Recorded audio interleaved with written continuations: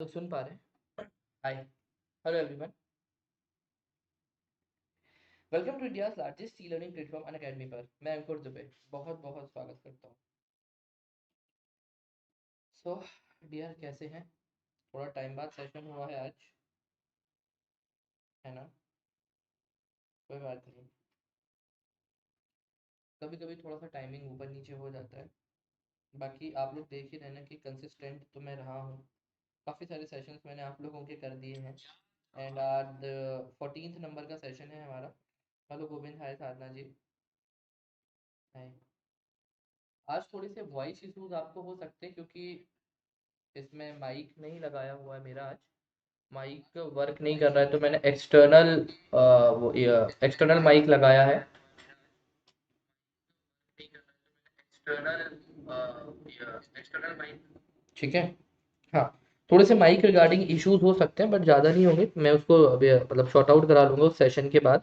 तो माइक के जो इश्यूज आपको अभी दिख रहे हैं वो नहीं होंगे, बाकी वॉइस आपको प्रॉपर आएगा। और कोशिश करूँगा मैं थोड़ा पास से बोलूँ तो जो एक्सटर्नल माइक है तो इससे ज़्यादा दूर नहीं जाएगी वॉइस। ओके, चलिए तो स्टार्ट करते हैं आज के टॉपिक को डियर। आज बहुत इंपॉर्टेंट है और कल के जो कल 2 दिन भी आपकी क्लासेस होने वाली हैं। तो जो हमारा वाकाटक साम्राज्य वाला था, हूण वाला था, जो टॉपिक नहीं हो पाया, ठीक है, वो संडे को रखा हुआ है। और कल जो आपका टॉपिक होगा वो गुप्तकाल, गुप्तकाल 2 वाला पोर्शन नहीं कराया था ना मैंने, कुमार गुप्त तक आपको पढ़ाया था। तो कुमार गुप्त के बाद जो अगला लेक्चर था, जैसे कुमार गुप्त के बाद स्कंद गुप्त भी पढ़ना है, फिर जो पूर्वोत्तर गुप्त आते हैं, फिर उनकी सामाजिक आर्थिक धार्मिक व्यवस्थाओं के बारे में पढ़ना है, तो वो वाला सेशन आपका कल होगा। तो ऐसा नहीं कि कोई भी सेशन को मैं ड्रॉप करूंगा डियर। आज लास्ट डेट है इस ऑफर का। फर्स्ट टाइम अनअकैडमी ने आपके लिए 52% डिस्काउंट अवेलेबल कराया है। आज तक 52% डिस्काउंट अनअकैडमी पर कभी नहीं हुआ है। तो ये ऑफर केवल आपके लिए 11:49 तक था। तो इसमें अगर आपने फायदा लिया है तो बहुत अच्छी बात है। तो डियर, इस ऑफर को मिस नहीं करना था, ठीक है। 52% डिस्काउंट मतलब आधी ही कीमत में आपको सीधे सब्सक्रिप्शन यहाँ पर मिल रहे थे। प्लस इसके साथ साथ आपको 6 महीने, 3 महीने और 1 महीने का सब्सक्रिप्शन भी फ्री था। 1 साल का सब्सक्रिप्शन की कॉस्ट केवल 9,000 रुपए थी, प्लस आपको इसमें 3 महीने का सब्सक्रिप्शन भी फ्री। तो होप इस सब्सक्रिप्शन का आपने फायदा उठाया होगा मेरे कोड के थ्रू ADYT लगाकर। फिर ये जो सारे बेनिफिट्स आपको यहाँ पर दिख रहे हैं, ठीक है, जैसे कि लाइव क्लासेस हो गया, पीडीएफ हो गया, इनको डाउनलोड करना है, रेज योर हैंड का फीचर हो गया जिसमें आप डायरेक्ट एजुकेटर से यहाँ पर बात कर सकते हैं। तो कुछ ऐसी फैसिलिटीज भी आपने यहाँ पर इनके फायदे लिए होंगे डियर। आइकॉनिक सब्सक्रिप्शन में 1-to-1 की मेंटरशिप मिलती है। अगर आप गाइड नहीं हो पा रहे हो, आपको गाइडर की जरूरत है, तो आप आइकॉनिक सब्सक्रिप्शन चूज करो। तो इसमें आपको एक मेंटर अलॉट होगा, फिर आप इन सारे कोर्सेज को देख पाओगे जो हमारे टॉप एजुकेटर्स के थ्रू शुरू किए गए हैं। जैसे कि 1 जुलाई से हमने एक हिंदी मीडियम का कोर्स शुरू किया था, जिसमें 4th मंथ में हम कंप्लीट आपको मेंस करा के दे रहे थे। एक हमारा फाउंडेशन कोर्स स्टार्ट हुआ है और एक और कोर्स हुआ है जिसमें 8 से 9 महीने में हम पूरा प्री प्लस मेंस आपको कवर करा के देंगे। ये हमारे कुछ बैच कोर्सेज हैं जिनको शुरू किया गया था आपके लिए। सो प्लीज इन कोर्सेज को मिस नहीं करो। और ये कोर्सेज जो 3 शुरू किए हैं आप इनको ज्वाइन कर सकते हो। अगले महीने फिर से आपको 3 कोर्सेज में आपको लेकर आऊंगा, ठीक है, हमारी टीम, जिसमें आपको पूरा प्री प्लस मेंस कवर होगा। तो मेरी क्लासेस में यूनिट 1 से लेके 5 तक मैंने आपको जैसा कवर कराने का बोला है उसी तरह से ही हम कवर कर रहे हैं। 1 बजे हम एंशियंट हिस्ट्री पढ़ रहे हैं जिसमें आपका 2 लेक्चर छूट गए हैं, एक 27 तारीख वाला और एक 28 तारीख वाला। तो चिंता नहीं करो, 27 तारीख वाला लेक्चर आपका कल होगा 30 तारीख को, 28 तारीख वाला आपका 31 तारीख को होगा, और फिर 1 तारीख से आपकी जो सिक्वेंस में सारे लेक्चर्स हैं वो कंटिन्यू चलेंगे। ओके, आज हम यहाँ पे 29 तारीख है तो आज हम वर्धन वंश को यहाँ पर कवर कर रहे हैं। तो सिक्वेंस नहीं बिगाड़ेंगे, सिक्वेंस जैसा है वैसा ही रहेगा। बस ये 2 लेक्चर जो मिस हुए हैं इनको मैं आपका करा दूंगा। और एक अलग से एक टॉपिक जोड़ने वाला हूं मैं आपका 4 तारीख को, बौद्ध धर्म। इसमें ही इंक्लूड कर दूंगा एक अलग से एक लेक्चर बौद्ध धर्म का। तो वो आपका सबसे लास्ट में होगा। मिडाइवल में सारी क्लासेस आपके अच्छे से चल रही हैं। तो आज है 29 तारीख, जिसमें आज हम शाम को किस चीज को कवर करने वाले हैं, आज इसको हम कवर करेंगे अपना बाबर वाला हिस्सा। तो 29 तारीख को आज शाम को आपकी 9 बजे क्लास होगी और इसमें आज बाबर कवर होगा। 2 दिन दिया, 2 दिन आपके लिए जो कल और परसों के होंगे ये स्पेशल क्लास के होंगे। इसमें मैं स्पेशल क्लास में लिटरली कुछ आपको स्पेशल ही कराने वाला हूँ जो अभी तक ऐसा स्पेशल आज तक नहीं हुआ है, ठीक है। लगभग 200 से ज्यादा एमसीक्यूज आपको एक ही सेशन में मैं करवा दूंगा। तो हिस्ट्री और ज्योग्राफी हो सकता है अगले 2 दिन हम यहाँ पर पूरे उसको कवर करें। तो पूरी फ्रेमिंग हो चुकी है, आपको मैं जल्द बता दूंगा यहाँ पर कि किस तरह से हिस्ट्री और ज्योग्राफी के लगभग 200 से ज्यादा आपको एमसीक्यूज नहीं, 3 मार्कर्स क्वेश्चन वो कवर कराने हैं। मॉडर्न की क्लासेस चल ही रही हैं और आपकी 4 बजे आज क्लास रहेगी स्पेशल। तो बुंदेलखंड रियासत को आज हमें पढ़ना है।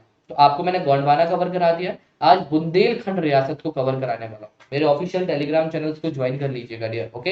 एंड कभी भी सब्सक्रिप्शन लें तो use this code and get 10% discount, but अभी 20% डिस्काउंट आपको इस पर अवेलेबल होगा।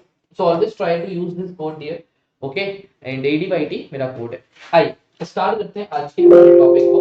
कोई भी सब्सक्रिप्शन हो, हर सब्सक्रिप्शन पर आपको डिस्काउंट मिलेगा मेरे कोड के थ्रू। तो शुरुआत होती है आज हमारे वर्धन साम्राज्य की, जिसमें सबसे पहले हम त्रिकोणी संघर्ष के बारे में पढ़ेंगे। हेनशांग कौन था, फिर नागर शैली क्या होता है, बेसर शैली क्या होता है, द्रविड़ शैली क्या है, इनके बारे में। फिर बात करेंगे हर्षवर्धन, ठीक है, उसके भाई राज्यवर्धन, उसकी बहन राजश्री, और हर्ष क्यों एक साहित्यकार कहा जाता है। काफी सारे टॉपिक्स हैं जो हर्षवर्धन में आज हमें कवर करने हैं। तो डियर कहानी शुरू होती है सबसे पहले एक त्रिकोणीय संघर्ष से। त्रिकोणीय संघर्ष क्या होता है उसके पहले मैं आपको कुछ चीजें बताना चाहता हूँ। आपको याद है जब मैंने आपको गुप्त काल पढ़ाया था, तो गुप्त काल में मैंने आपको समुद्रगुप्त पढ़ाया था। समुद्रगुप्त के मैंने जब आपको कुछ विजय अभियान बताए थे, इनमें से एक विजय अभियान जो मैंने आपको बताया था, वो बताया था मैंने आपको दक्षिण भारत का। इस दक्षिण भारत के विजय अभियान में मैंने आपको क्या कहा था कि दक्षिण भारत के जितने भी जो राज्य थे, ठीक है, इन राज्यों को समुद्रगुप्त ने जीता था। और जीतने के बाद यहाँ पर जिस नीति का उसने पालन किया था वो थी महामोक्षानुग्रह। महामोक्षानुग्रह नीति का मतलब ये होता है कि अनुग्रह करने पर, ठीक है, आपके जितने जीते और विजित प्रदेश थे उनको छोड़ दिया था समुद्रगुप्त ने। मतलब दक्षिण भारत के राज्यों को जीता, जीतने के बाद उन राजाओं के अनुग्रह करने पर उसने उन सभी राजाओं को जैसे एज इट इज थे उनको वैसे का वैसे ही बना दिया, वहां पे उसी प्रदेश का राजा, बस जीतना उसका इंटेंशन था। जब दक्षिण भारत में समुद्रगुप्त के बाद उसके कुछ और सक्सेसर्स आते हैं, ठीक है, वो स्ट्रांग थे, ठीक है, कि वो हुड़ों के आक्रमण को भी रोक सकते थे और इसके साथ साथ दक्षिण भारत के ऊपर कब्जा भी करके रख सकते थे। जैसे कि समुद्रगुप्त के बाद चंद्रगुप्त आता है, चंद्रगुप्त विक्रमादित्य, ठीक है, उन्होंने क्या किया, मैट्रिमोनियल अलायंसेस के थ्रू वैवाहिक संबंध बनाए, ठीक है, उन्होंने नागसेन वंश की राजकुमारी से शादी की। अपनी बेटी प्रभावती की शादी उन्होंने कहीं करवा दी, अपने बेटे कुमारगुप्त की शादी। तो इस तरह से उन्होंने जो आसपास के जितने भी जो प्रदेश हुआ करते थे उन सभी से वैवाहिक संबंध स्थापित करके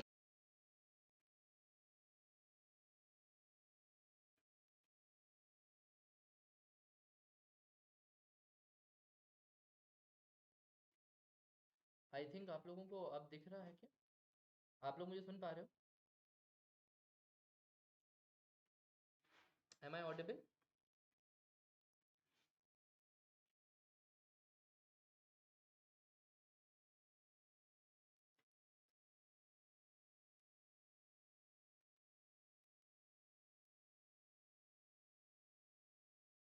ओके फाइन, अब हो गया होगा ना ऑन।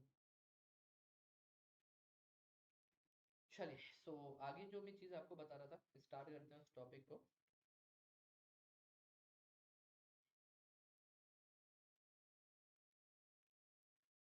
वॉइस स्लो आ रही होगी आपको, अब नहीं आएगी, अब प्रॉपर आएगी। अभी आवाज आपको धीरे आ रही थी ना, अब नहीं आएगी। नहीं रहता यार दिनेश, आपको ऐसा लग रहा है टेक्निकल इश्यूज होते हैं। सर्वर एरर्स होते हैं यार, वो तो कहीं पर भी हो सकते हैं, कभी भी हो सकते हैं। चलो भाई, तो क्या बता रहा था मैं आपको, त्रिकोणीय और हर्षवर्धन के बारे में बता रहा था। तो उसके पहले मैंने आपको दो तीन चीजें बताई थी कि जैसे गुप्त साम्राज्य का पतन होता है, ठीक है, गुप्त साम्राज्य का पतन मतलब हर्षवर्धन के समुद्रगुप्त के बाद जितने भी जो उत्तराधिकारी आते हैं, ठीक है, वो तो कैपेबल इनफ थे। दो तीन उत्तराधिकारी जैसे चंद्रगुप्त था, तो उसने मैट्रिमोनियल अलायंसेस के थ्रू जो जितने भी जो रिलेशन थे उनको स्ट्रॉन्ग यहाँ पर बनाया। इसके बाद चंद्रगुप्त के बाद, ठीक है, जो नेक्स्ट आएंगे कुमारगुप्त आएगा, स्कंदगुप्त आएगा, तब तक तो सारी चीजें अच्छी चल रही थी। पर जैसे स्कंदगुप्त के बाद जो और सक्सेसर्स आते हैं और जो बाहर का इन्वेजन होता है, तो बाकी के जितने भी जो पूर्वोत्तर गुप्त थे ना, वो इसको संभालने में अक्षम थे। मतलब कि लगभग 15 से 18 रूलर और आए थे, भानुगुप्त हो गया, विष्णुगुप्त हो गया, ठीक है, काफी सारे ऐसे रूलर्स थे जो इतने बड़े एम्पायर को नहीं संभाल पाए। जिस कारण से क्या होता है, फिर अटैक होना हमारे भारत के ऊपर चालू हो जाता है। तो हुड़ों का अटैक होता है, हुड़ों के बाद फिर जब हम यहाँ पे अरबों के अटैक की भी पढ़ेंगे तो वो भी इसी में सम्मिलित है। फिर अटैक के साथ साथ क्या होता है कि जब कभी फूट पड़ती है, ठीक है, जैसे घरों में भी आपने देखा कोई बड़ी बड़ी जो फैमिलीज होती है ना, ज्वाइंट फैमिली, जब उन ज्वाइंट फैमिलीज में भी फूट पड़ती है तो क्या होता है, ठीक है, चाचा अलग रहने लगे, बड़े पापा अलग रहने लगे, भाई है अलग रहने लगे, तो लोग अलग अलग रह के स्वतंत्र राज्य नहीं स्वतंत्र रहना शुरू करते हैं। तो उसी प्रकार से ऐसे कुछ यहाँ पर हुआ, क्योंकि जब गुप्त साम्राज्य का पतन होता है, विघटन होता है, तो काफी सारे ऐसे स्वतंत्र राज्य थे जो निकलकर सामने आए। और उन राज्यों में जो प्रमुख राज्य थे वो कौन कौन से हुआ करते थे उस समय, जैसे कि एक पाल होते थे, एक प्रतिहार बोला जा रहा था, राजपूत यहाँ पर थे, ठीक है, गुर्जर थे, उसके अलावा पुष्पभूति वंश निकलकर सामने आता है। पुष्पभूति के साथ साथ कुछ और भी उस समय के वंश थे, राजपूत वगैरह, जो उस समय यहाँ पर निकलकर सामने आए। अब देखना, ये सारे वंश आ गए निकलकर सामने। इसके साथ साथ दूसरी चीज क्या हुई कि अब साम्राज्यवादी जो विचारधारा थी, इसको लेकर आपस में इन्होंने लड़ना यहाँ पर शुरू कर दिया। पाल चाहते थे कि वो किसको जीते, प्रतिहारों को जीते, प्रतिहार चाहते थे कि वो गुर्जरों का क्षेत्र जीत लें। उसी समय चौहान भी थे, चौहान के साथ साथ पुष्पभूति वंश आ गया। बंगाल में चले जाओ तो गौड़ वंश मिल जाएगा, पाल वंश मिल जाएगा। दक्षिण में आ जाओगे तो कलचुरी मिल जाएंगे, परमार मिल जाएंगे। थोड़ा सा और साउथ में जाओगे तो दक्षिण भारत की संस्कृति, इस समय चोला चिरा पांड्या, बीच में सातवाहन के पतन के बाद वाकाटक पल्लव शक, इतने सारे राज्य हमारे भारत में लगभग 6वीं शताब्दी ईस्वी के आसपास निकलकर सामने आ चुके थे। अब हर कोई चाह रहा था कि हम अपने क्षेत्र का साम्राज्य विस्तार करें, तो एकदम से सारा विस्तार तो नहीं हो सकता था, ठीक है। तो जब 6वीं 7वीं शताब्दी के ईस्वी की भारत को जब हम पढ़ते हैं ना, तो इसको हम दो भागों में पढ़ना शुरू करेंगे। एक पढ़ेंगे उत्तर भारत, और फिर बाद में पढ़ाऊंगा आपको दक्षिण भारत, ठीक है। तो पहले 6वीं शताब्दी भारत में उत्तर भारत में क्या परिस्थितियां थी, जैसे उत्तर भारत में राजपूत हो गए, पाल हो गए, गुर्जर हो गए, प्रतिहार है, चौहान है, पुष्पभूति वंश है, ठीक है, गौड़ वंश है। तो पहले हम इनको कवर करेंगे, ठीक है। फिर उसके बाद किनको कवर करेंगे हम दक्षिण भारत में, चालुक्य हो गए। अब चालुक्य में भी 3 4 प्रकार के चालुक्य पढ़ना है, वातापी के चालुक्य अलग आपको पढ़ना है, वेंगी के चालुक्य अलग आपको पढ़ाना है। तो फिर हम उनको दक्षिण भारत में कवर करेंगे। ओके, तो इतिहास पढ़ने का जो सबसे सरल और सुगम तरीका होता है वो कैसा होता है, उत्तर भारत को पहले अलग पढ़ो और दक्षिण भारत को उसके बाद अलग यहाँ पे पढ़ो। तो पहले उत्तर भारत को कवर करते हैं। तो होता क्या है डियर, 3 मार्क्स में ऐसे क्वेश्चन आपसे पूछे जा सकते हैं कि आपका ये त्रिकोणीय त्रिपक्षीय संघर्ष क्या कहा जाता है, जिसको यहाँ पर त्रिकोणात्मक संघर्ष भी कहते हैं। अगर 3 मार्क्स में ये क्वेश्चन आया तो क्या करना है, देखो हुआ क्या था, मैं आपको एक सिंपल सी लैंग्वेज में बताऊं कि लगभग 7वीं 8वीं शताब्दी के आसपास क्या था, ठीक है, कुछ राजवंश निकलकर सामने आए। जैसे कि अगर कन्नौज पर देखें तो कन्नौज पर आपको कौन सी 3 शक्तियां, बड़ी शक्तियां थी जो क्या चाह रही थी कि कन्नौज वाले क्षेत्र को वो जीत जाए, पाल, गुर्जर, प्रतिहार, और इसके साथ साथ आपके जो राजपूत भी थे। तो ये शक्तियां कन्नौज के ऊपर, थानेश्वर के ऊपर अधिकार करने के लिए आपस में लड़ा करती थी, आपस में, ठीक है। तो इसी को यहाँ पर त्रिकोणीयात्मक संघर्ष कहा जाता है। ये संघर्ष ऐसा नहीं था 5 साल चला, 10 साल चला, 200 साल तक चला है, 200 साल तक, जब तक यहाँ पर गजनवी और गौरी का आक्रमण नहीं हो जाता। आपस में ये सभी पाल, गुर्जर, प्रतिहार, ठीक है, राजपूत लड़ते रहे, आपस में ही लड़ते रहे। इसी को त्रिकोणात्मक संघर्ष का नाम यहाँ पर दिया गया, ठीक है। जब मैं आपको पाला, गुर्जर, प्रतिहार पढ़ाऊंगा तब उसमें इस चीज को हम डिटेल से यहाँ पर कवर करने वाले हैं। दूसरा पॉइंट आता है यहाँ पर, हैंगशांग कौन था, तो हा से हैंगशांग और हा से याद रखना हर्षवर्धन। हर्षवर्धन के टाइम पर एक चीनी यात्री था, ये हमारे भारत में आया हुआ था, और हर्षवर्धन के साथ काल में ये आया। और दूसरा इसके साथ साथ इसका क्वेश्चन एमपीपीएससी प्रीलिम्स और एसएससी में आया है कि यात्रियों का राजकुमार किसे कहा जाता है, तो यात्रियों का जो राजकुमार था, ठीक है, वो किसको कहा जाता है, हैंगशांग को कहा जाता है। इसने किताब लिखी थी जिसका नाम था सीयूकी। इसमें इसने क्या किया था सीयूकी में बेसिकली, ठीक है, कि पूरा का पूरा इसने लगभग 138 देश, सुन रहे हो आप मेरी बात, 138 138 देशों का जो वर्णन है, ठीक है, वर्णन में क्या लिखा है, देश के बारे में लिखा है, उस वहां पर कौन सी जनजातियां हैं, जातियां रहती हैं वो लिखा हुआ, उसकी वनस्पति उस देश में कैसी थी इसके बारे में लिखा हुआ है। तो ये सारी चीजें पूरी मिलती है इसकी सीयू की किताब में। हमारे भारत के बारे में भी वर्णन लिखा है, हैंशांग का टाइम पीरियड का इसने प्रशासन के बारे में थोड़ी सी चीजें लिखी हैं। नालंदा विश्वविद्यालय में इसने अध्ययन किया था तो उस चीज के बारे में इसने लिखा हुआ है। उस समय जब ये नालंदा विश्वविद्यालय में था ना, उस समय नालंदा विश्वविद्यालय के जो कहते हैं ना प्रधान हुआ करते थे, वो सीलभद्र थे, ठीक है। तो ये रातियों का राजकुमार, और इसके साथ साथ नीति का पंडित हो गया, तो शाक्य मुनि हो गया। ऐसी कुछ उपाधियां हैं जिसको हैंशांग के लिए यहाँ पर दी जाती है। तो ये कुछ उपाधियों से इसको सजाया गया था। 3 मार्क्स में अगर आंसर देता हूं मैं आपको, तो ये केवल 3 पॉइंट्स आपको यहाँ पर इसके बारे में लिखने पड़ेंगे। तो ये एक 3 मार्कर्स हो गया। अब इसके बाद कुछ और मैंने आपको 3 मार्कर्स दिए हुए थे, ये मैंने आपको पढ़ा दिया था, अलवर क्या होते हैं, नयनार क्या होते हैं, अलवर और नैनार बेसिकली क्या थे कि जो संगम काल में, ठीक है, संगम काल मतलब जो दक्षिण में हुआ था, इस संगम काल में, है ना, तो जो विष्णु की और शिव की पूजा करने वाले थे, उन लोगों को नैनार और अलवर के नाम से जाना जाता था। नैनार बेसिकली कौन हुआ करते थे? वॉइस इश्यूज हो रहे हैं क्या? वॉइस इससे ज़्यादा तो नहीं बढ़ पाएगी क्योंकि एक्सटर्नल डिवाइस में लगा के रखे हूँ, है ना। एक्सटर्नल डिवाइस मतलब मेरा माइक काम नहीं कर रहा है, तो अगर आई नो, अगर मैं टर्न करूंगा तो वॉइस आपको अगर मैं टर्न करूंगा तो वॉइस आपको नहीं आएगी, इसलिए मैं सामने रहकर पढ़ाने की कोशिश कर रहा हूँ। कोशिश करता हूँ कि वॉइस आपकी थोड़ी बहुत और बढ़ जाए। क्लियर है ना? इससे ज़्यादा बढ़ा नहीं पाऊंगा क्योंकि एक्सटर्नल माइक माइक लगा हुआ है।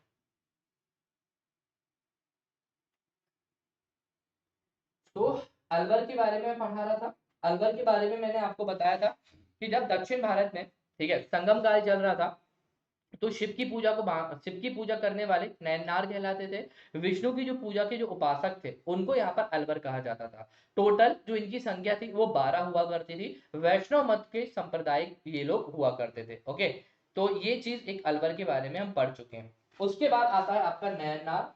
तो नैनार में 63 इनकी संख्या थी और शिव की पूजा करने वालों को नैनार बोला जाता था। ये पॉइंट यहाँ लिखा हुआ है, ठीक है। दक्षिण भारत में शैव के अनुयायी और ये कुछ प्रमुख है, संख्या 33 थी, ये तो रटने वाली चीजें हैं। अब बात करते हैं नागर शैली। नागर शैली क्या होती है, ठीक है, द्रविड़ शैली क्या होती है और बेसर शैली क्या होती है, इनको समझ लो। 3 मार्क्स में ये क्वेश्चन पूछे जा सकते हैं और आते भी बहुत बार है कि नैनार शैली क्या थी, अलवर शैली क्या थी, इस चीज को समझो।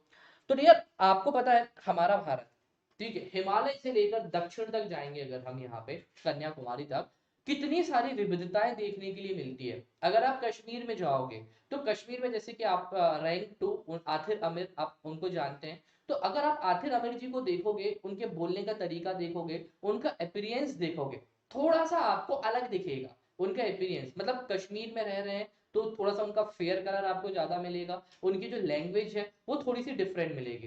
रेदर देन अगर आप टच करोगे किसी साउथ के पर्सन को जो आईपीएस रहा होगा, जैसे आप वैनेगौड़ा जी के बारे में बात कर ले, ठीक है, जो साउथ के कहते हैं ना एनकाउंटर स्पेशलिस्ट कहे जाते हैं, तो आपको फिजिकली जो कहते हैं ना डिस्पैरिटीज होती हैं वो काफी सारी देखने मिलेगी। उसी तरह से क्या हुआ कि आज आप देखते हैं ना, हम कास्ट के सेंस में देखें, रिलीजियस के सेंस में देखें, कहते हैं ना फिजिकली अपीयरेंस के सेंस में देखें, बहुत सारी डिस्पैरिटीज हमें देखने मिलती है। उसी तरह से क्या होता है कि जब हिमालय से लेकर हम कन्याकुमारी तक जाते हैं ना, तो जो मंदिर थे वो अलग अलग प्रकार के बने होते हैं। किसी मंदिर में आपको क्या मिलेगा, ऐसा त्रिकोण टाइप का मिलेगा, कोई मंदिर आपको कैसा चतुर्भुज टाइप का मिलेगा। तो मंदिरों में भी विविधता थी, जैसे भगवान में विविधता होती है ना, उसी प्रकार से मंदिरों में भी इनकी विविधता थी। तो इसी विविधता को, ठीक है, अलग अलग नाम से जाना गया है। अब जैसे उत्तर भारत है, उत्तर भारत मतलब हिमालय से लेके आप विंध्य प्रदेश तक, हमारे वाले मध्य प्रदेश का विंध्याचल हिस्सा, ठीक है, नर्मदा नदी के ऊपर वाला हिस्सा, ठीक है, जैसे मालवा हो गया, ठीक है, मध्य प्रांत हो गया, ग्वालियर वगैरह ये वाले हिस्से। तो हिमालय से लेकर अगर मैं कहां तक आ जाऊं, विंध्य क्षेत्र तक आ जाऊं, यहाँ पर जो शैली आपको मिलेगी वो कौन सी देखने के लिए मिलेगी आपको, आपको नागर शैली। नागर शैली के कुछ प्रमुख मंदिर आपको बता देता हूँ, जैसे कि आप कंदरिया महादेव का मंदिर देख लीजिए, लिंगराज का मंदिर देख लें, जगन्नाथ स्वामी का मंदिर देख लें। इन मंदिरों की विशेषता क्या होती थी कि जितने भी जो शिखर होते थे, जैसे आपको ये शिखर दिख रहा है इस मंदिर का, ये कैसा दिख रहा है, थोड़ा सा खड़ा टाइप दिख रहा है, आपने देखा ना शिखरों की जो रेखा, तो शिखर जो होते थे वो थोड़े से ऐसे कॉनिकल शेप में ऐसे खड़े टाइप हुआ करते थे, तो इनको बोला जाता था आपकी नागर शैली। तो अगर आपसे क्वेश्चन पूछा जाता है नागर शैली 3 मार्क्स में, तो हिमालय से लेके विंध्य तक व्याप्त थी, ठीक है। प्रमुख उदाहरण दे देना, कंदरिया महादेव का मंदिर, जगन्नाथ स्वामी का मंदिर हो गया, और इसके अलावा लिंगराज का मंदिर हो गया, तो ये इस मंदिर के प्रमुख उदाहरण हो गए। और विशेषता में क्या होगा, विशेषता में डालूंगी कि शिखरों में बड़ी रेखा की प्रधानता, ये थी आपकी नागर शैली। अब आती है द्रविड़ शैली। तो कृष्णा नदी से बिल्कुल साउथ तक चले जाओ, बिल्कुल लास्ट तक, ठीक है, कहां तक, कन्याकुमारी तक, वहां पर जो शैली व्याप्ति थी उसको द्रविड़ शैली के नाम से जाना जाता है। कहां लिखा है, ये लिखा है, ओके, कहां तक, तो जैसे वेंकुट पेरुमल, बृहदेश्वर मंदिर, गंगोड़ है ना, गंगकोड़ का मंदिर, ये कुछ मंदिर हैं जो द्रविड़ शैली के हैं।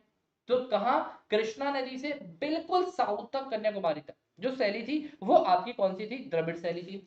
इस शैली के मंदिरों की एक खास बात क्या होती थी कि जो गर्भगृह होता था, गर्भगृह मतलब जहां पर भगवान को स्थापित किया जाता था ना, उसके चारों ओर एक वर्गाकार टाइप की एक छत बना दी जाती थी। ठीक है, जैसे आजकल के आपने मंदिर देखे ना कि भगवान का गर्भगृह, जैसे अगर मैं आपको बताऊं हमारे यहाँ का मंदिर देख लो आप, जैसे कि उनका मंदिर उज्जैन, उज्जैन महाकाल जी का मंदिर, तो आपने देखा उनकी जो शिवलिंग है उसकी स्थापना जहां पर की गई वो गर्भगृह है, उसके चारों तरफ आप देखोगे तो एक वर्गाकार, ठीक है, मतलब रेक्टेंगुलर शेप में थोड़ी थोड़ी सी छत बनी है कि हर कोई उनके दर्शन आराम से यहाँ पर कर सके।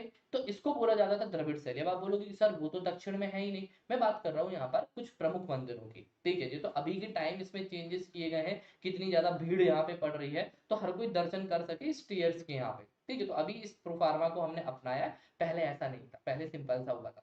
तो गर्भगृह के चारों तरफ आप देखोगे तो वर्गाकार टाइप की से छतें बना दी जाती थी, ठीक है, छोटी, कि भगवान के गर्भगृह से वहां पर दर्शन कर सके, तो उसको बोला जाता था आपकी द्रविड़ शैली। तीसरे नंबर पे जो शैली आती है जिसको बोला जाता है बेसर शैली। इस बेसर शैली की एक प्रमुख बात यहाँ पर ये थी डियर कि विंध्य से लेकर कृष्णा नदी तक का जो क्षेत्र था ना, इसको बेसर शैली के नाम से जाना जाता था इस क्षेत्र को। तो विंध्य से लेकर कृष्णा नदी तक का क्षेत्र था। यहाँ पर जैसे आपको मैप से बता, मैप से देख लो, माइक निकाल देता हूँ, माइक काम ही नहीं कर रहा है। देखो ऐसा था,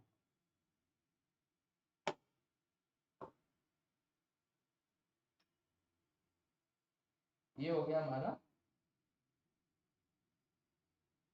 ठीक है। अब यहाँ अगर मैं आपसे नॉर्थ में बात करूँ, यहाँ हिमालय हो गया, हिमालय से लेकर ये जो हिस्सा है यहाँ तक, फर्स्ट वाला, और सेकंड वाला विंध्य से लेकर इधर तक, कृष्णा नदी नीचे है ना गोदावरी के, और तीसरा हिस्सा हो गया गोदावरी से बिल्कुल साइड, यहाँ होती थी आपकी नागर शैली, यहाँ आपकी थी आपकी कौन सी वाली शैली, द्रविड़, और ये जस्ट जो हिस्सा था ये वाला, ये कहलाता था आपका बेसर, ठीक है। तो विंध्य से लेके कृष्णा नदी तक, अगर जब मैं आपको यहाँ पर राजवंश पढ़ाऊंगा तो ये जो पूरा प्रमुख क्षेत्र था ना, ये चालुक्यों का क्षेत्र था। वेंगी के चालुक्य थे, है ना, वातापी के चालुक्य थे, कल्याणी के चालुक्य हुआ करते हैं। तो चालुक्य को जब वंश पढ़ाऊंगा तो उसमें ये चीज आपकी कवर होगी। तो यहाँ पर जिस प्रकार के मंदिर बनवाए गए, भाई चालुक्यों में काफी ज्यादा प्रसिद्ध राजा रहते हैं, बहुत सारे ऐसे प्रसिद्ध राजा थे जिन्होंने यहाँ पर इन मंदिरों का निर्माण करवाया, ठीक है। तो यहाँ पे जो शैली बनी थी वो शैली आपकी बेसर शैली के नाम से जानी जाती है। बेसिकली कोई अलग शैली नहीं थी यहाँ पे, ठीक है। यह शैली क्या था, नागर और द्रविड़ दोनों शैलियों का सम्मिश्रण था, क्योंकि नागर शैली ऊपर थी, द्रविड़ शैली नीचे थी। तो यहाँ पर दोनों शैलियों को मिलाकर जिस प्रकार के मंदिर बनते थे ना, उनको यहाँ पर बेसर शैली के मंदिर के नाम से जाना जाता था।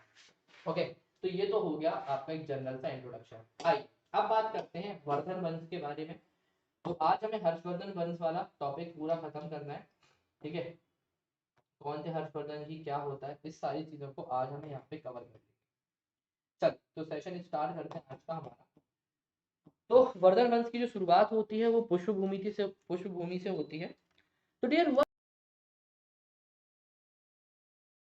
राज्य का पतन हुआ, तो छोटे छोटे से आप देखोगे बहुत सारे ऐसे साम्राज्य थे वो निकलकर सामने आए। जैसे कन्नौज में मौखरी वंश निकलकर सामने आया, मगध वाला जो पाटलिपुत्र वाला हिस्सा था यहाँ पर उत्तर गुप्त, ठीक है, ये गुप्त नहीं, उसके बाद उत्तर गुप्त थे वो निकल कर आए सामने। बंगाल के हिस्से में देखोगे तो गौड़ वंश आ जाता है, ठीक है। वल्लभी जो गुजरात का क्षेत्र था वहां पर मैत्रेक वंश आ जाता है। और थानेश्वर वाले हिस्से में अगर आप देखोगे, थानेश्वर मतलब उत्तर प्रदेश का थोड़ा ऊपर वाला हिस्सा, ठीक है, उत्तर प्रदेश का हरियाणा का लगा हुआ हिस्सा, वो हिस्सा थानेश्वर कहलाता है। यहाँ पर जो वंश निकल कर आया था उसको यहाँ पर हम पुष्पभूति वंश के नाम से यहाँ पर जानते हैं। अब पुष्पभूति कौन थे इसके बारे में समझेंगे।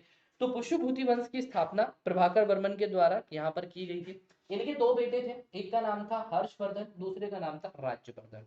तो प्रभाकर वर्मन जी ने वर्धन वंश की स्थापना की थी, ठीक है, वर्धन वंश की। दो बेटे एक बेटी थी, ठीक है, बेटी बड़ी थी, राजश्री नाम था, ठीक है, सबसे बड़ा तो हालांकि बेटा था राज्यवर्धन, फिर उसके बाद राजश्री थी, और उसके बाद फिर जो आप उनका बेटा था वो था हर्षवर्धन। अब पिता की तरह, ठीक है, हर एक पिता की तरह इन्होंने भी प्रभाकर वर्धन जी ने, ठीक है, अपनी बेटी की शादी करी। अब इन्होंने अपनी बेटी राजश्री की शादी कहाँ करी, इन्होंने जो कन्नौज का जो उस वंश राजवंश था ना, ठीक है, वहां पर इन्होंने शादी की। और वहां का जो लड़का था, ठीक है, या राजकुमार था जिसका नाम था ग्रहवर्धन, उसके साथ यहाँ पर इन्होंने अपनी बेटी की शादी करी। प्रभाकर वर्मन ने, हर पिता अपनी बेटी की शादी करता है कुछ उम्मीदों के साथ कि ये लड़का अच्छा होगा, सब कुछ होगा। तो ग्रह वर्मन के साथ इसने शादी कर दी, ठीक है, सब कुछ अच्छा चल रहा था। उसके बाद कुछ समय बाद ही इनका देहांत हो गया, प्रभाकर वर्मन का। प्रभाकर वर्मन का देहांत हुआ तो सबसे बड़ा जो बेटा था, ठीक है, राज्यवर्धन, वो गद्दी पर बैठा।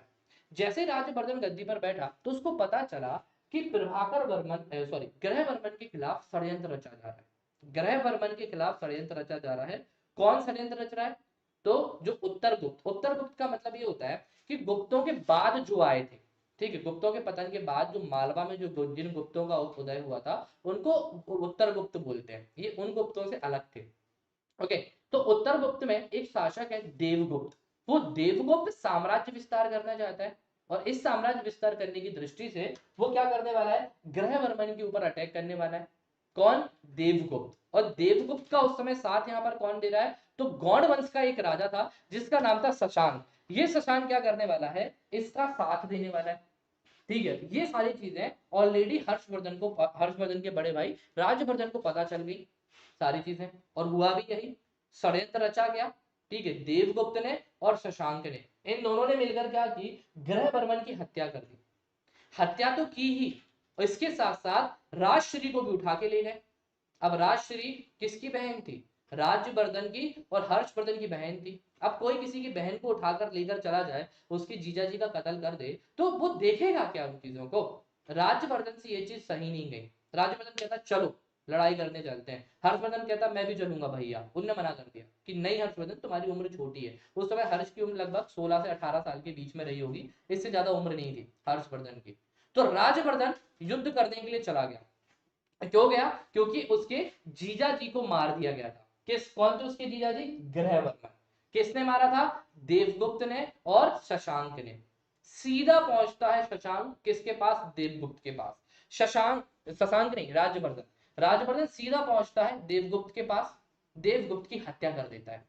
अब शशांक को यह लगा कहीं ऐसा ना हो कि ये मेरे ऊपर भी अटैक कर दे, तो उसने तुरंत क्या करी, राज्यवर्धन के पास एक संदेशा भेजा कि मैं आपसे वार्तालाप करना चाहता हूं, मैं युद्ध करना नहीं चाहता, मैं इस षड्यंत्र का भागीदारी बिल्कुल भी नहीं था। ठीक है, लोगों ने भड़काया है, बहकाया है, ऐसा नहीं है। राज्यवर्धन के पास उसने एक शांति दूत टाइप का एक संदेश भेजा। किसने? यहाँ पे शशांक ने। अब शशांक का प्रिय मित्र था देवगुप्त, जिसकी हत्या हो चुकी है राज्यवर्धन के द्वारा। तो जैसे ही यहाँ पर संदेशा मिलता है राज्यवर्धन को, राज्यवर्धन कहता है ये तो एक शांति संदेशा है ना, कुछ और तो है नहीं। तो वो चुपचाप कम सेना के साथ शांति दूतों को लेकर चला जाता है ग्रहवर्मन सॉरी शशांक के पास। शशांक उस समय गौड़ वंश का राजा था, जो कि बंगाल और बिहार वाला हिस्सा है यहाँ पर रूल कर रहा था। जैसे ही यहाँ पर पहुंचा राज्यवर्धन, तुरंत उसको बंदी बना लिया गया। राजवर्धन को बंदी बनाया गया, उसकी बहन को बंदी बनाया गया, और बहन के सामने बताते हैं कुछ इतिहासकार, राज्यवर्धन को मार दिया गया। राज्यवर्धन को मार दिया गया, ये चीज यहां पर होती है। ठीक है, अब राज्यवर्धन भी मर गया। अब शशांक क्या सोच रहा था उस समय कि पूरे के पूरे जो कश्मीर वाला हिस्सा है ना, जहां पर ये मौखरी वंश रूल कर रहा था, कन्नौज थानेश्वर वाले हिस्से को, इसको हम कब्जे में कर लेंगे। क्योंकि शशांक का रूल भी बहुत लंबा था ना। शशांक कहाँ पे रूल कर रहा था? शशांक था यहाँ पर बंगाल साइड, बिहार साइड, और यहाँ पर ये लोग वर्धन साम्राज्य रूल कर रहे थे। तो दोनों की जो आपसी हित थे वो इस सीमा से टकरा रहे थे। हर्ष की उम्र छोटी थी, छुटकू सा बच्चा था उस समय। तो शशांक ये सोच रहा था कि हम क्या करेंगे, यहाँ पर इन पे ऊपर कब्जा कर लेंगे। उसकी भाई की भी हत्या हो चुकी है, जीजा की हत्या हो चुकी है, और उसकी बहन को बंदी बना लिया गया है। उस पर रहा नहीं गया, तुरंत गद्दी पर बैठता है और सीधा फिर वो पहुंच जाता है अटैक करने के लिए। तो 606 ईस्वी में राजवर्धन ने अपना राज्याभिषेक करवाया और अपनी बहन राजश्री को बचाया। सीधा जाता है वो अपनी बहन के पास। उस समय बताते हैं कि कारागार से, ठीक है, जब पता चला कि हर्षवर्धन अटैक करने आ रहा है, तो इसकी बहन को छोड़ दिया गया था। ठीक है, तो इसकी बहन ने सोचा अब मेरे जीवन में कुछ रहा ही नहीं है, पति भी मर गए, मेरे कारण मेरे भाई की भी मृत्यु हो गई, और दूसरा भाई मुझे बचाने आ रहा है, इससे बेटर है कि मैं सती हो जाती हूँ। तो सती होने के लिए जा रही थी। तो तुरंत हर्षवर्धन ने अपनी इस बहन को बचाया। ठीक है, और फिर यहाँ पे आगे जाके इतिहासकार कुछ कहते हैं कि शशांक के साथ इसने युद्ध किया। कुछ ये इतिहासकार ऐसा बोलते हैं कि जब तक शशांक जिंदा था, हालांकि हरा दिया था हर्षवर्धन ने। कुछ इतिहासकार इस चीज को एजिटेट करते हैं, वो ये बोलते हैं कि नहीं, शशांक जब तक जिंदा रहा है वो हारा नहीं है। ठीक है, शशांक के मरने के बाद उसने क्या किया है, हर्षवर्धन ने उसके इस क्षेत्र को जीता था। तो ये एक पूरी एक जनरल सा इंट्रोडक्शन था वर्धन वंश के बारे में। अब एक एक करके हम इसके आगे की कहानी को बढ़ाते हैं। तो 606 में बैठ गया था राज्यवर्धन की मृत्यु के बाद गद्दी पर। अब हमें पढ़ना है हर्षवर्धन से क्वेश्चंस कैसे आएंगे। फिर से बता रहा हूं, हम मेंस पढ़ रहे हैं, मेंस, ठीक है, प्री नहीं पढ़ रहे हैं। बट स्टोरी फॉर्मेशन में अगर आप मेंस पढ़ोगे, प्री ऑटोमेटिकली कवर हो जाएगा। क्वेश्चन कैसे आ सकते हैं कि हर्षवर्धन के साम्राज्य के बारे में जानकारी के स्रोतों का वर्णन करें। हमें कैसे पता चलेगा कि हर्षवर्धन के साम्राज्य था, जानकारी के स्रोत क्या क्या थे। ऐसा क्वेश्चन आ सकता है आपसे कि हर्षवर्धन की विजयों के ऊपर, ठीक है, उसने कितनी विजय की थी उनके बारे में बताइए। या ऐसा भी क्वेश्चन आ सकता है कि हर्षवर्धन को शिक्षा एवं साहित्य का संरक्षक कहा जा सकता है, स्पष्ट करें क्या ऐसा काम किया था हर्षवर्धन ने जिस कारण से उसको हम शिक्षा और साहित्य का संरक्षक बोले। तो ये कुछ पॉइंट्स हैं जिनको हमें समझना जरूरी है। तो सबसे पहले शुरुआत करते हैं कि हर्षवर्धन के साम्राज्य के बारे में हमें जानकारी कैसे होती है, उसकी जानकारी के प्रमुख स्रोत यहाँ पे कौन कौन से हैं। जो स्रोत हमें ये बताएंगे कि हर्षवर्धन का साम्राज्य होता था। तो सबसे पहले हर्षवर्धन की विजय के पहले जानते जानकारी के स्रोत के बारे में। आई थिंक इसमें लिखा नहीं है जानकारी के स्रोत, नहीं लिखे। चलो मैं बता देता हूँ हर्षवर्धन के जानकारी के स्रोत क्या थे। ठीक है, तो सबसे पहले याद रखिए कुछ इतिहासकारों को जिनके बारे में मुझे आपको बताना है। तो पहले इतिहासकार थे बाणभट्ट। ठीक है, बाणभट्ट थे, तो बाणभट्ट हर्षवर्धन के समय पे थे। तो इनके द्वारा जो लिखी गई कृति थी, इसके द्वारा हमें पता चलता है कि हर्षवर्धन का टाइम पीरियड था। दूसरा, हैंशांग इनके टाइम पीरियड पर आया था। हैंशांग ने जो किताब लिखी थी जिसका नाम था सीयूकी, सीयूकी से हमें पता चलता है कि हर्षवर्धन का टाइम पीरियड था। और हर्षवर्धन खुद ही एक बहुत बड़ा साहित्यकार था। जैसे रत्नावली हो गया, क्या कहते हैं, नागानंद हो गया, रत्नावली हो गया, प्रियदर्शिका हो गया। तो ये उसकी कुछ ऐसी कृतियां थी। इन कृतियों के आधार पर हम बता सकते हैं कि हर्षवर्धन का उस समय का टाइम पीरियड कैसा रहा होगा। तो अगर आपसे क्वेश्चन पूछा जाता है कि हर्षवर्धन के, ठीक है, हर्षवर्धन के शासन काल के जानकारी के स्रोतों का वर्णन करें, तो सबसे पहले आप इसका इंट्रोडक्शन डालोगे कि हर्षवर्धन है ना, वर्धन वंश का एक पराक्रमी और सबसे प्रतापी राजा था जिसका टाइम पीरियड शासन काल लिखोगे आप। ठीक है, शासन काल लिखने के बाद बेसिकली आप यहाँ पे क्या करोगे, उसके जानकारी के प्रमुख स्रोत, फिर वन लिखना, वन के लिखने के बाद यहाँ पे लिखना बाणभट्ट ने जो हर्षचरित्र लिखा था उसके बारे में डालना, थोड़ा सा विवरण लिख देना। फिर हैंशांग जो आया था उसकी सीयू की किताब, थोड़ा सा वर्णन 138 देशों की इसने यात्रा की, वनस्पति और हर्ष के शासन के बारे में जानकारी मिलती है, ये डालना। और तीसरा पॉइंट डालना स्वयं हर्ष, रत्नावली हो गया, प्रियदर्शिका हो गया, है ना, नागानंद हो गया। तो ऐसी कुछ किताबें हैं जो हमें हर्षवर्धन के शासनकाल की जानकारी मुहैया कराती हैं। नेक्स्ट क्वेश्चन आता है आपका कि हर्षवर्धन की विजय अभियानों के बारे में। एक दो तीन चार अभियान नहीं, ये 3 मार्कर्स फॉर्मेट में बता रहा हूँ, इसके बाद डिटेल से अभी आगे पढ़ाने वाला हूँ इसी टॉपिक को। तो हर्षवर्धन की एक दो नहीं, बहुत सारी ऐसी विजय हुआ थी। ठीक है, सबसे पहले तो गौड़ शासक शशांक की मृत्यु के बाद उसने गौड़ राज्य प्राप्त कर लिया। बंगाल, बिहार, उड़ीसा का हिस्सा हर्षवर्धन ने जीत लिया। तो ये तो इसकी एक यहाँ पर विजय हो गई। दूसरी विजय के बारे में अगर मैं आपको बताऊं हर्षवर्धन की, तो जो भी गुजरात के हिस्से थे, ठीक है, पूरा का पूरा जो नॉर्दर्न इंडिया था ना, नॉर्दर्न इंडिया, उस नॉर्दर्न इंडिया को हर्षवर्धन ने अपने पराक्रम से पूरा का पूरा जीत लिया था। मतलब गुजरात से लेकर यहाँ तक का हिस्सा हो गया, ठीक है, नर्मदा नदी के ऊपर का हिस्सा हो गया, नर्मदा नदी को नहीं जीत पाया था। ठीक है, यहाँ पर एक चालुक्य वंशी राजा था पुलकेशन तृतीय। तो पुलकेशन से नर्मदा नदी के बीच में हर्षवर्धन की लड़ाई हुई थी। इस लड़ाई में हर्षवर्धन हार गया था, तो ये उसकी डिफीट थी। तो इसी कारण से उसकी जो दक्षिणी सीमा थी ना, वो नर्मदा नदी थी। तो हमारे मध्य प्रदेश का पूरा उत्तरी हिस्सा, बंगाल बिहार का हिस्सा, दिल्ली वाला, कन्नौज वाला हिस्सा, ये पूरा जो सीमा दिख रही थी ना आपको, ये हर्षवर्धन के समय की थी। तो इन सारी विजयों को हर्षवर्धन ने अपने टाइम पीरियड पे कहा हुआ है। अब इसके बाद बात करते हैं हर्षवर्धन के धर्म के बारे में। तो डियर, शुरुआती दौर पर देखा जाए तो हर्षवर्धन किस धर्म का अनुयायी था? शैव धर्म का अनुयायी था। शिव धर्म को वो सबसे ज्यादा माना करता था यहाँ पर। बाद में उसके द्वारा जो कुछ उसकी कृतियां लिखी गई हैं, जैसे रत्नावली है, रत्नावली प्रियदर्शिका है, ठीक है, उसमें भी इस चीज की पुष्टि होती है कि हर्षवर्धन ने शैव धर्म को माना था। बट आगे जाके, ठीक है, जो कुछ और कृतियां थी, ठीक है, जैसे कि उसके एक मित्र थे दिवाकर मित्र, उन्होंने एक कृति लिखी थी। तो उससे पता चलता है कि बाद में इसने बौद्ध धर्म को अपना लिया था। ठीक है, तो ये मतलब नहीं था कि इसने बौद्ध धर्म को अपना लिया है तो अब केवल बौद्ध धर्म का ही पालन करेगा। धार्मिक रूप से सहिष्णु था। ठीक है, हर धर्म को मानता था। शुरुआत में शैव धर्म को मानता था, बाद में किस धर्म को मानना शुरू कर दिया? ठीक है, इसने बौद्ध धर्म को मानना शुरू कर दिया। तो एक व्यक्ति थे जिनका नाम था दिवाकर। तो दिवाकर एक उस समय बौद्ध धर्म के बहुत ही प्रबुद्धशाली व्यक्ति थे। तो उन्होंने इनको कन्वर्ट करवाया था, ठीक है, यहाँ पे हर्षवर्धन को। तो ये इनके टाइम पीरियड की कुछ चीजें हैं, ठीक है, धर्म की। सांस्कृतिक उपलब्धियों में मैं बता चुका हूँ, जो आज कुंभ का मेला आप देखते हैं, जो आज कुंभ का मेला यहाँ पर देखा जाता है, वो इन्हीं की देन है, हर्षवर्धन की। तो 5 साल में मेले का आयोजन करवाना, धार्मिक अनुष्ठान करवाना, ये सारे काम किसके होते थे? हर्षवर्धन के थे। तो ये इनकी जस्ट कुछ धार्मिक उपलब्धियां हैं। अब आइए थोड़ा सा डिटेल में पढ़ते हैं हम। अब क्या था हर्ष के प्रशासन के बारे में, ठीक है। अच्छा, तो एक जनरल इंट्रोडक्शन दिया। अब आते हैं हर्ष की शिक्षा और साहित्य। तो देख लो भैया, इनके टाइम पीरियड पर नालंदा विश्वविद्यालय को दान दिया गया। हर्षवर्धन ने स्वयं ही नालंदा विश्वविद्यालय में काफी ज्यादा दान दिया था। दान देने का मतलब ये नहीं होता है सोना चांदी जेवरात दे दी। दान देने का मतलब ये होता है कि उसके प्रशासन संबंधित है ना, जितने भी जो भरण पोषण के जो कहते हैं ना, जो खर्च वगैरह होता है, तो कुछ गांव अनुदान में दे देना, ठीक है। जैसे कि मान लीजिए कोई मंदिर है, उसका खर्च कितना आ रहा है, 10,000 रुपए आ रहा है, ठीक है। तो 10,000 रुपए जहां से वो टैक्स कलेक्ट करता था जितने गांव से, वो उसने गांव उन मंदिर को दान दे दिया। तो दान देने का मतलब ये होता था, ओके। तो उस समय कुछ नालंदा विश्वविद्यालय को इसने दान दिया, ठीक है। काफी सारे मंदिर हैं उनको दान दिया। साहित्यकारों का इसने संरक्षण यहाँ पे किया। इस साहित्यकारों का संरक्षण किया, इसका उदाहरण तुम्हें बाणभट्ट से ही मिल जाता है। बाणभट्ट हो गया, ठीक है, इसके टाइम पे मयूर हो गए, शीलभद्र हो गए, सीयूकी का रचयिता फैनशांग हो गया।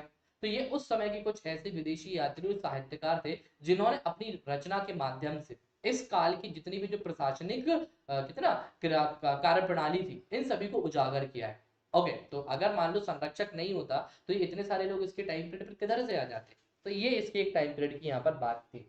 अब बात करते हैं हर्ष के प्रशासन के बारे में कि हर्ष का प्रशासन किस प्रकार से था। तो ये हर्ष के प्रशासन शुरुआत करते हैं। तो सबसे पहले हर्ष के प्रशासन में देखा जाए, राजा कौन था? तो नाम से ही दिखता है राजा। जो आज के टाइम पे राजा होता है, उस टाइम पे भी यही था। शासन का सर्वोच्च और सबसे बड़ा अधिकारी, जिसके पास शासन की समस्त शक्तियां होती थी, पूरी की पूरी शक्तियां जिसके पास होती थी, वो कौन होता था?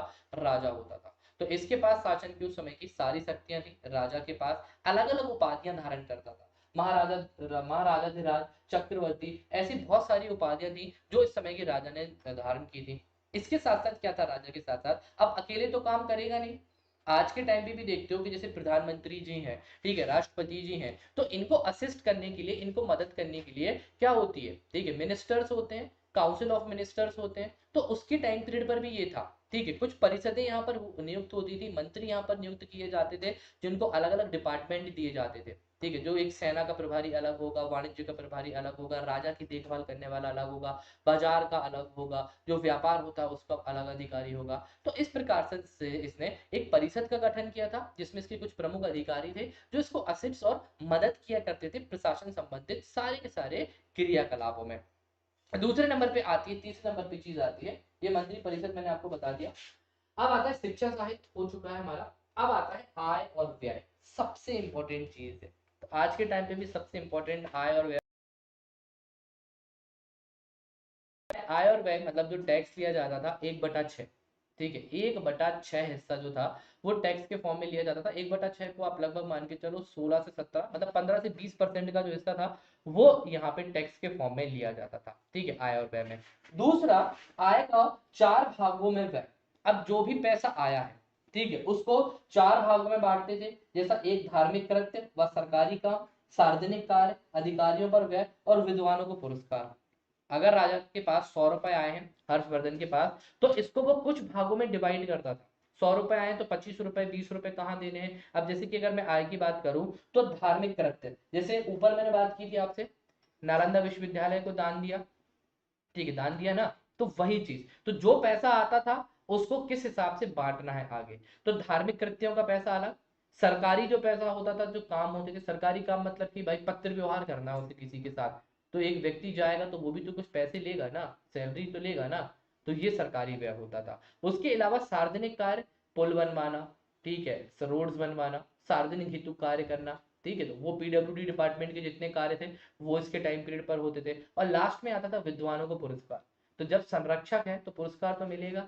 आज के टाइम पे भी देखो अर्जुन अवार्ड होता है, ठीक है, ध्यानचंद अवार्ड होता है, कितने सारे हम अवार्ड यहाँ पर देते हैं जो आज के टाइम पे विद्वान होते हैं, जो खिलाड़ी यहाँ पर होते हैं। तो उसी तरह से कुछ चीजें उनके टाइम पीरियड पर भी हुआ करती थी। नेक्स्ट पॉइंट आता है इसमें हमारा न्याय विभाग। सर्वोच्च अधिकारी कौन था यहाँ पर? सर्वोच्च अधिकारी जिसको दंड देने का कहते हैं ना अधिकार था, वो था राजा।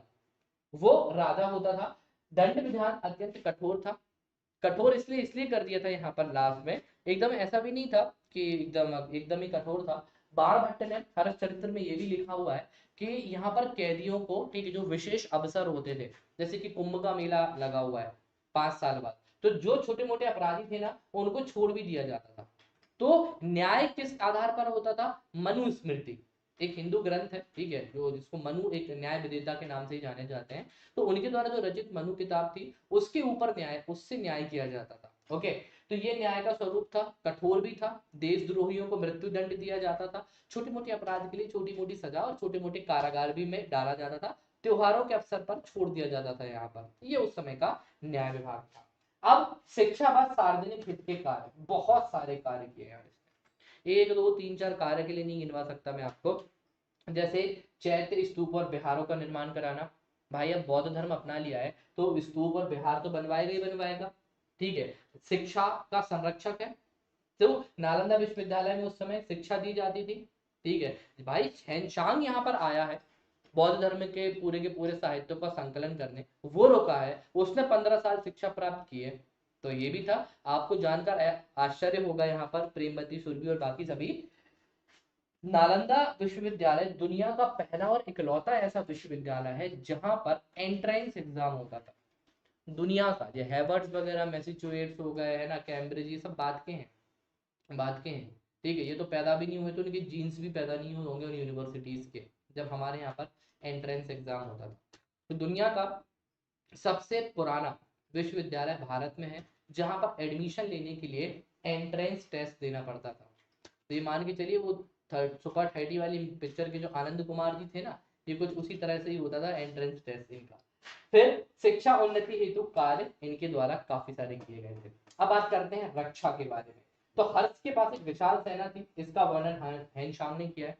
भाई अब इतना बड़ा साम्राज्य है हर्षवर्धन का, इतना बड़ा, ठीक है, हिमालय से लेके नर्मदा नदी, पश्चिम में देखो तो आप यहाँ पे गुजरात से लेके पूर्व में बंगाल तक, तो इतने बड़े साम्राज्य को मेंटेन करना भी तो सेना का काम है।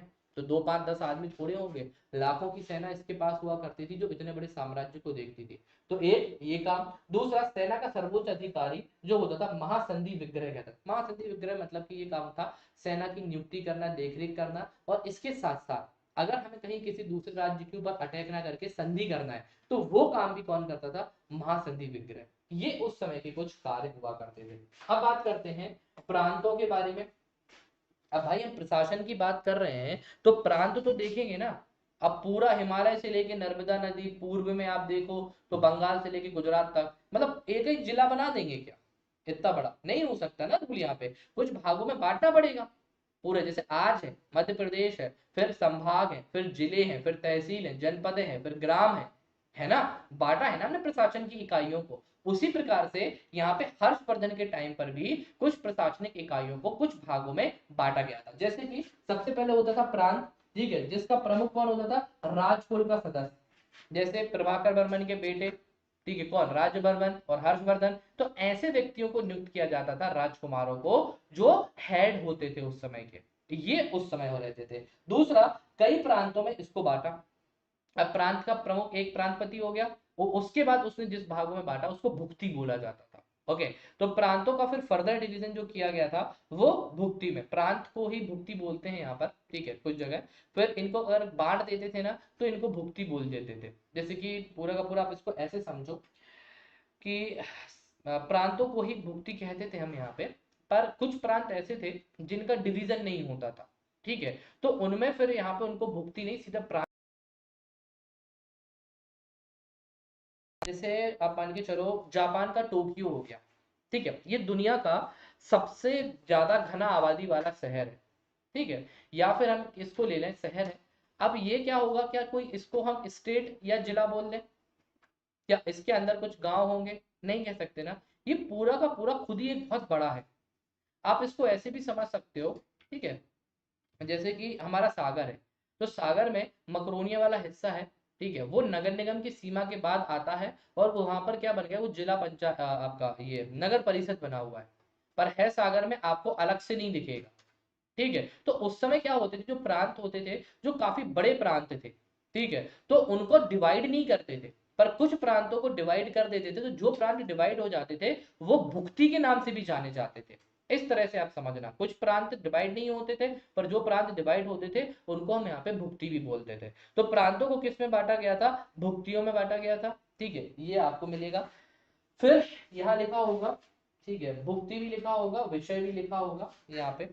तो प्रांतों को भुक्ति भी कहा जाता था, जिसका प्रमुख ये होता था। फिर भुक्तियों को विषय में बांटा जाता था, यहाँ पे लिखा है विषय, ये लिखा है कि भुक्तियों को अनेक विषय में विभक्त किया जाता था, जिसका उपारिक और औपारिक इसका हेड होता था। और फिर जो भुक्तियां होती थी, भुक्ति मतलब आज का जिला समझ लो, जो आज के जिले होते हैं ना, इसको भुक्ति मान के चलना, आज का जिला। तो भुक्ति, फिर भुक्तियों को किसमें बांटा जाता था, ग्राम प्रशासन में। तो ग्राम भुक्ति के अंदर ही आते हैं ना। तो फिर ग्रामीण होते थे, महतर हो गया, ठीक है, उस समय का प्रधान अधिकारी, पटवारी हो गया, ये उस समय हुआ करते थे। तो ये कुछ उस समय के प्रमुख अधिकारी थे। और गांव का प्रशासन कैसे होता था, तो गांव के प्रशासन के लिए ये कुछ अधिकारी थे जो गांव में नियुक्त होते थे और गांव का काम देखा करते थे। ठीक है, मेनली जैसे सफाई वगैरह करना, गांव की गतिविधियां देखना, तो ये उस समय गांव के प्रमुख अधिकारी के काम थे। तो ये कुछ एक पूरा इसका डिवीजन था। अब बात करते हैं हर्ष के सैन अभियान के बारे में। तो डियर, यहां से क्वेश्चन आते हैं और यहीं से क्वेश्चन बनते हैं, यहीं से ही बनते हैं क्वेश्चन। देखो क्वेश्चन कैसे बन सकता है, आपसे ये पूछा जा सकता है कि हर्षवर्धन के सैन्य अभियानों का विस्तृत वर्णन कीजिए, या हर्षवर्धन के द्वारा अपना साम्राज्य, ठीक है, साम्राज्य किस प्रकार विस्तार किया गया उस पर प्रकाश डालिए, या हर्षवर्धन के साम्राज्यवादी, ठीक है, कृत्यों का वर्णन करें, या हर्षवर्धन के अभियानों का वर्णन करें। ऐसे क्वेश्चन उनके ऊपर प्रकाश डालें आ सकते हैं। तो पता होना चाहिए हर्षवर्धन ने किस प्रकार से सैन्य अभियान करके, ठीक है, पूरे के पूरे भारत पर, ठीक है, अपना प्रभुत्व छोड़ा। तो इसके हम अभियानों को कुछ भागों में बांटते हैं। जैसे कि प्रथम चरण में हम पूर्वी अभियान लेते हैं। अब भाई पूरब में पहले अभियान क्यों किया, बस जहां पे बंगाल बिहार वाला हिस्सा था, भाई इसके भाई की हत्या किसने की थी, जो पूर्व का राजा था, गौड़ राजा शशांक, उसने ही की थी ना। तो सबसे पहले अटैक करने किधर जाएगा, पूर्व में ही तो जाएगा ना। तो पूर्व के अभियान की जानकारी सबसे पहले यहाँ पर मिलती है। तो पहले इसने पूर्व में अटैक किया, और वहां पर उद्देश्य करने का मतलब मकसद क्या था, शशांक को दंडित करना। क्यों भाई, क्योंकि शशांक ने देवगुप्त की मदद की थी और देवगुप्त ने इसके जीजा ग्रहवर्मन को मार डाला था। ठीक है, तो एक ये काम था। तो इसका परिणाम अस्पष्ट है। जैसा मैंने शुरुआत में आपसे बोला था कि इतिहासकारों में इस चीज को लेकर मतभेद की स्थिति है। कुछ इतिहासकार इस चीज का फेवर करते हैं, बोलते हैं कि हर्षवर्धन जीत गया था। कुछ इतिहासकार इस चीज की मना करते हैं कि हर्षवर्धन नहीं जीत पाया था, इसके परिणाम अस्पष्ट हैं। जब शशांक की मृत्यु हो गई तब जाके इसने क्या किया, इन सारे क्षेत्रों को जीता। तो परिणाम इनके क्या थे, अस्पष्ट थे। कुछ भी वो परिणाम यहाँ पर बंगाल बिहार उड़ीसा का हिस्सा शशांक की मृत्यु के बाद हर्षवर्धन के पास यहाँ पर आ गया। फिर पूर्व के अभियान करने के बाद ये मगध पहुंचता है, मगध पर अभियान करता है, ठीक है, मगध का पूरा जो पाटलिपुत्र वाला हिस्सा था ना, उस हिस्से को यहाँ पर जीत जाता है। इसके बाद ये पश्चिम भारत की तरफ बढ़ता है। तो पहले कहाँ पहुंचा, बंगाल वाला हिस्सा पहुंचा, यहाँ जीता इसने। अब पश्चिम बंग की तरफ जा रहा है, पश्चिम बंगाल से अब पश्चिम की तरफ यहाँ पे मूव कर रहा है। फिर कहाँ गया, व्यास नदी तक, मतलब गुजरात का अभियान हो गया, पंजाब हो गया, गुजरात हो गया, और ऐसे बहुत सारे क्षेत्र थे, मथुरा हो गया, जलंधर हो गया, उन सभी क्षेत्रों को जीतता हुआ कहां तक पहुंच गया था ये हर्ष, यहाँ पे सिंधु नदी तक पहुंच गया। तो इन क्षेत्रों को जीता, बाद में उसने सिंधु नदी का अभियान किया, वहां से खूब धन वसूला, और स्वतंत्र हो चुके जितने भी पूरे इसके टाइम पीरियड के क्षेत्र थे, उन सभी को हर्षवर्धन ने यहाँ पर क्या किया, सारे के सारे क्षेत्रों को जीत लिया। तो 1630 में, ठीक है, वल्लभी में बताते हैं उस समय एक राजा हुआ करता था जिसका नाम था ध्रुवसेन। तो 1630 में हर्षवर्धन और ध्रुवसेन के बीच में काफी ज्यादा दोस्त यहाँ पर लड़ाई हुई थी, ठीक है, और फिर इसमें हर्षवर्धन ने ध्रुवसेन को पराजित कर दिया था और उस क्षेत्र के ऊपर कब्जा कर लिया था। तो ये एक पूरा का पूरा हर्षवर्धन के साम्राज्य विस्तार के बारे में शॉर्ट फॉर्म में लिखा है। कश्मीर में भी उसने अभियान किया हुआ था, और बताते हैं कि जब कश्मीर में अभियान किया था ना हर्षवर्धन ने, तो बुद्ध भगवान का दांत लेकर आ गया था वो, ठीक है। हाँ, तो बुद्ध भगवान का जो दांत लेकर आया था वो वही आया था। सो पूरा देखो आप, कश्मीर अभियान से वहां से बुद्ध का दांत लेकर आया, और सिंध, कश्मीर, नेपाल, कामरून आदि क्षेत्रों पर उसका पूरा प्रभाव था। तो इन शॉर्ट में ये पूरी चीजें मैंने आपको यहाँ लिख कर दी हुई है। अब बात करते हैं इसके धार्मिक उपलब्धियों के बारे में। तो धार्मिक उपलब्धियां क्या थी, तो एक दो नहीं काफी सारी इसकी धार्मिक उपलब्धियां थी। जैसे मैंने आपको थोड़ी देर पहले बताया था कि हर 5 साल में कुंभ का आयोजन करना, ठीक है, तो ये हर्षवर्धन का काम था हर 5 साल में। पर इसकी जो इतना ज्यादा धार्मिक था, ये हमें कैसे पता चलेगा, तो हर्षवर्धन की धार्मिक प्रवृत्ति की जो चल रहा कहते हैं ना विवरण किया गया है, वो हैंग सांग की सीयूकी कहता है। सीयूकी ने बताया हुआ है हैंग सांग के ने कि हर्ष शुरुआत में शिव भगवान को मानने वाला था।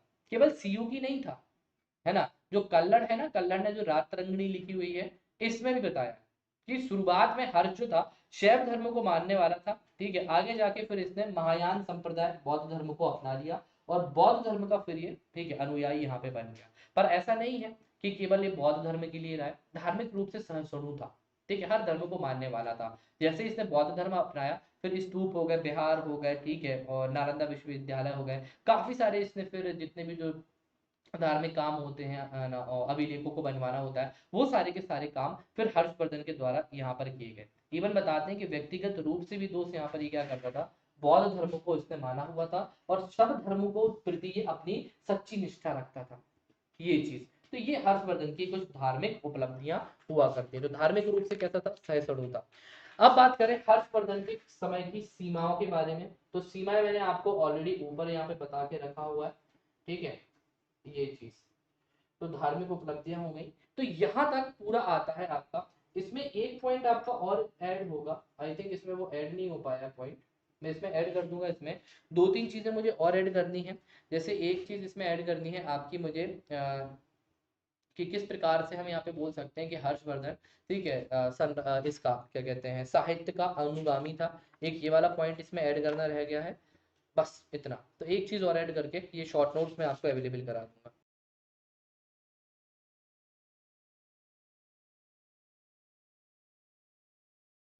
हाँ,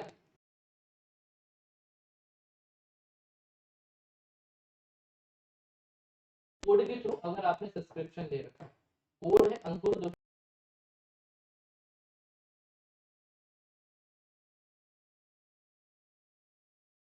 तो प्लस ग्रुप ज्वाइन कर लो, ठीक है, प्लस ग्रुप की लिंक मैं प्लस ग्रुप में ही देता हूँ, प्लस क्लासेस में। वहां पर कंपाइल्ड पीडीएफ आपको मिल जाएगा, पूरा कंपाइल्ड एंशियंट हिस्ट्री 18 से 20 पेज में है, और इसी तरह से मेंस का कवर कर रहे हैं। तो प्लीज इसको ज्वाइन करना जब भी सब्सक्रिप्शन करो। अभी आपका मैं एक और सिंधु वाला लेक्चर है, उसको मैं स्टार्ट कर रहा हूँ आप लोगों के लिए। किसी का कोई डाउट है तो प्लीज मुझे बता दो। एनीवन हैविंग एनी, 4 बजे आपकी क्लास है, स्पेशल क्लास डी है,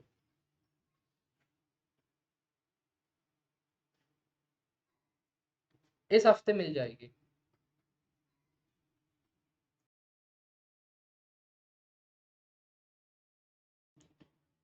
इस हफ्ते 100% मिल जाएगी पीडीएफ।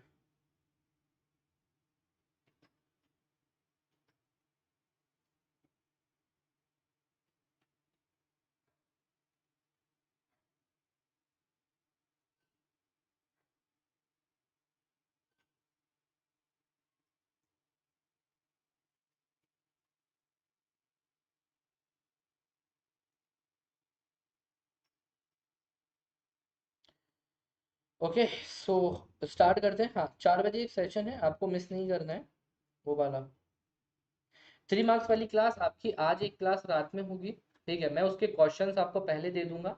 और कल आपकी 4 क्लासेस और परसों भी 4 क्लासेस, सुबह 8 बजे से लेके मतलब आप मान के चलो 4 4 क्लासेस होंगी आपकी स्पेशल की, मिनिमम 3 तो होंगे ही होंगे। मैं आपको पूरा एक थंबनेल बना के भेजने वाला हूँ, ठीक है। हाँ, पूरे मतलब हिस्ट्री के लगभग 800 या 1000 है, जो 3 मार्कर्स है ना, वो एक ही क्लास मतलब इन क्लासेस में खत्म कर दूंगा। बुक से बेटर है यार, नोट्स इनको देख लेना। टॉपिक आपने नहीं पढ़ा है ना, आप इसको कवर कर लेना, अभी मैं क्लास स्टार्ट कर रहा हूँ, ओके।